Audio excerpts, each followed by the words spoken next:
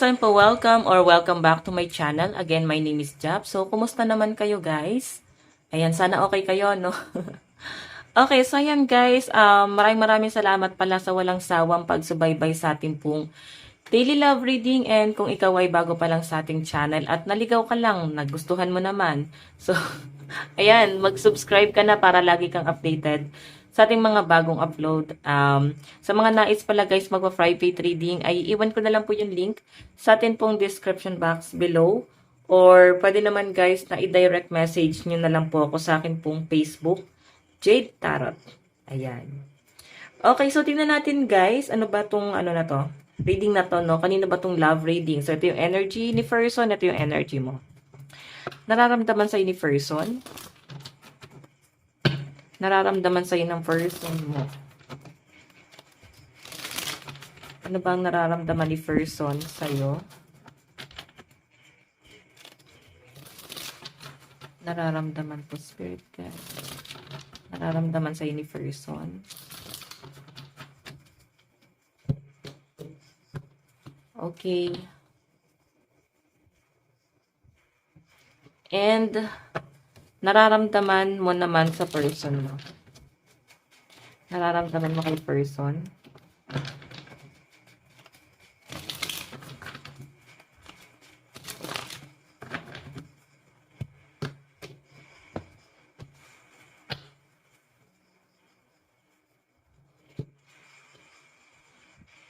Taas lang natin guys. Okay, tignan natin guys, energy muna ni person. Ano bang nararamdaman sa'yo ng person mo? So guys, meron tayong 3 of Cups. So meron ata kayo guys i-celebrate ni person. Wedding ba to? Anniversary? Monthsary?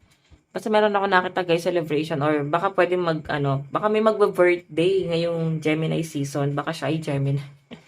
Kasi water sign yan. Water sign. Aquarius, Gemini, Libra. Air sign pala yon. Okay, so ayan.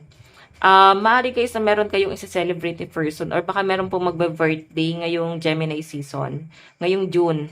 Okay, so tignan natin guys ano naman po yung tingin sa ni person. Page of Pentacles. So alam nyo guys, parang naghahanda si person parang meron siya pinag-iipunan dito. Okay. So sa pinapakita sa akin dito, parang kung kina-question mo siya about money, sa pinapakita sa akin guys, parang tinatago niya. Siguro pinag-iipunan niya. Ayaw niya nag-isgano sabihin sa inyo kasi baka gusto kanya guys bigyan ng gift. Or basta meron siya guys pinaghahandaan dito. Okay? Siguro gusto niya guys mabigyan ka ng surprise sa birthday mo or sa anniversary, sa monthsary nyo. Ay, okay. Tignan natin guys ano naman po yung magiging action ni person. Meron tayong King of Wands. So, mukhang meron siyang i-announce, parang promotion, proposal siguro to. Baka, ayun, meron siyang i-announce dito Siguro guys, magpo-propose na siya sa inyo or pwede ikaw to guys, magpo-propose or kung bago pa lang kayo guys ng person mo, siguro, baka sasagutin mo na siya or sasagutin ka na ng person na nililigawan mo. Tignan natin guys, ano naman po yung overall energy, ano yung magiging outcome.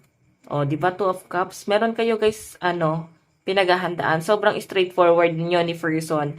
Nakikita ko guys, napakaswerte mo sa person mo. Okay? Sabi nila guys, maswerte ka sa person pag yung person mo guys, sobrang straightforward, nakapokus doon sa hanap buhay talaga. Okay? Kasi ganun yung nakikita ko dito.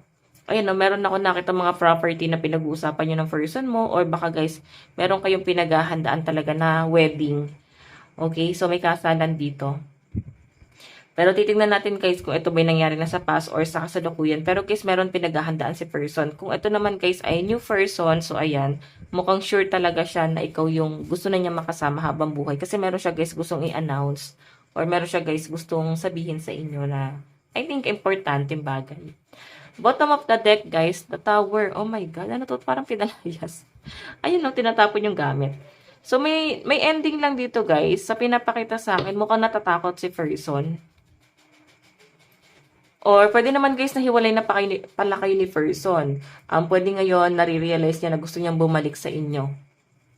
And siguro merong celebration na mangyayari dito. Siguro dun siya guys, sa araw ng celebration na magaganap na yan. Siya biglang magpaparamdam, no? Makikipag-reconcile sa inyo. Okay? So, sa pinapakita rin sa akin dito, guys, parang nananahimik lang to. Siguro, inaaral niya nga yung sitwasyon kung hindi kayo guys nag-uusap kasi may ending eh. Ayan o. Naghiwalay daw. So, I think guys, ito si person mo, baka nagsusugal to. Or baka, yan ang trabaho niya, baka sa casino or sa sugalan. Agent ba siya? Ganon. Okay. So, alam nyo guys, itong person mo, parang gusto niya rin guys makuha yung loob ng pamilya mo eh. Okay, so titignan natin guys. So, sa side ni person, malakas pang water sign. Cancer, Pisces, Scorpio, Capricorn, Taurus, and Virgo.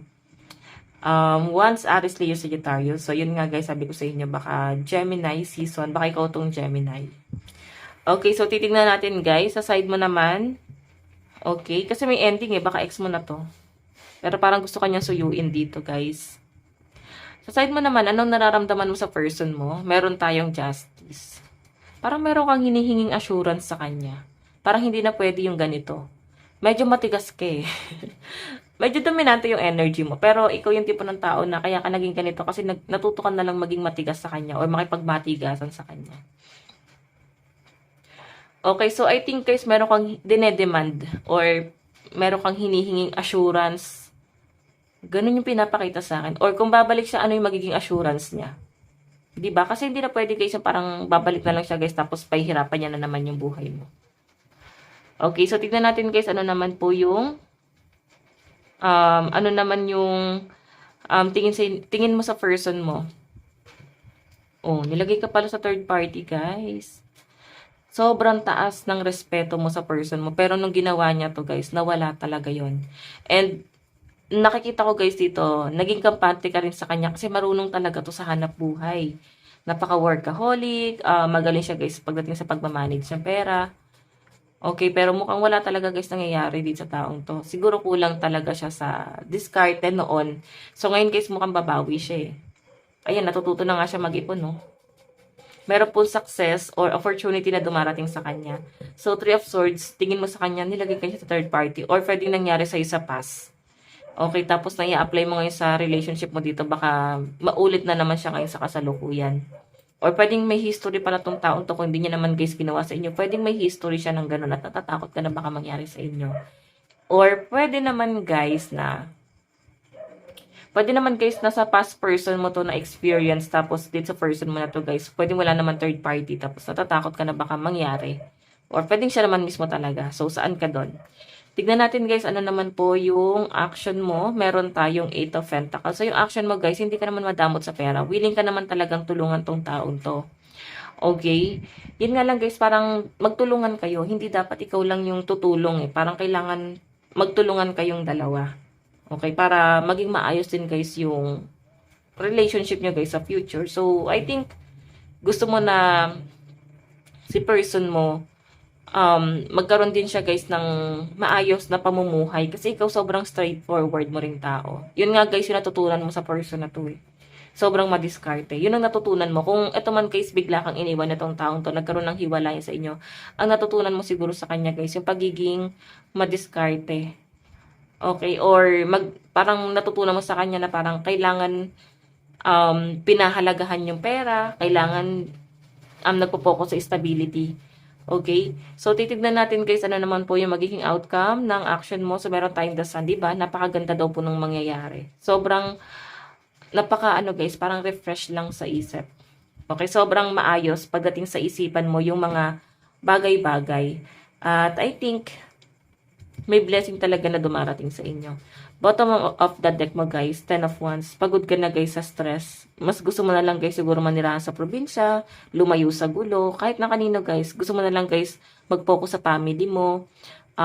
Sa relationship guys, gusto mo na lang guys ng maayos na relasyon. Ayaw mo na guys ng ganong problema. Ayaw mo na ng masyadong responsibilidad. Okay, marami ka na nun eh. Ayaw mo na siguro guys dagdagan. So guys, ayan. Sa side mo, malakas po ang fire sign, Aries, Leo, Sagittarius, Libra. Mas malakas ang Libra no, sa mga air sign, Aquarius, Gemini, Libra, Capricorn, Taurus, and Virgo. Tignan natin guys, na patungo to relationship na to. Okay, saan na patungo? Energy mo, tignan muna natin guys yung energy mo. Saan na patungo itong relationship na to, spirit guide? Connection mo sa person mo. Saan na patungo? Energy mo.